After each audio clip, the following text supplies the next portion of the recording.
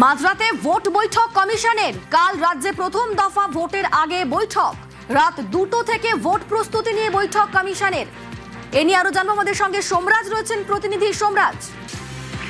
দেখো, যেটা কমিশন সূত্রে জানা যাচ্ছে, রাত 2টো থেকে রাজ্যের মুখ্য নির্বাচনী আধিকারিক একটি বিশেষ বৈঠক ডেকেছেন। যে বৈঠকে 152টি বিধানসভা আসনের জেনারেল অবজারভার, পুলিশ অবজারভাররা উপস্থিত থাকবেন।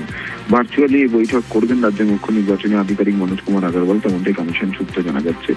মূলত ভোট প্রস্তুতি নিয়ে পর্যালোচনা করতেই এই বৈঠক ডাকা হয়েছে রাত 2টো থেকে। তুমি জানো যে সকাল 7টা থেকে ভোট গ্রহণ শুরু, আগামীকাল সন্ধ্যে 6টা পর্যন্ত ভোট গ্রহণ। ইতিমধ্যেই যাবতীয় প্রস্তুতি সেরে ফেলেছে নির্বাচন কমিশন। মনে করা হচ্ছে এই বৈঠক থেকে অবজারভারদের কাছ থেকে পুঙ্খানুপুঙ্খ রিপোর্ট নেওয়া হবে কমিশনের তরফে, এবং সেই কারণেই এই বৈঠক ডাকা হয়েছে। রাতভর, অর্থাৎ দিনভর রাতভর অবজারভাররা তাদের বিধানসভার যে দায়িত্ব দেওয়া হয়েছে সেই সব বিধানসভাগুলিতে অবজারভাররা বৈঠক করেছেন, পর্যালোচনা করেছেন।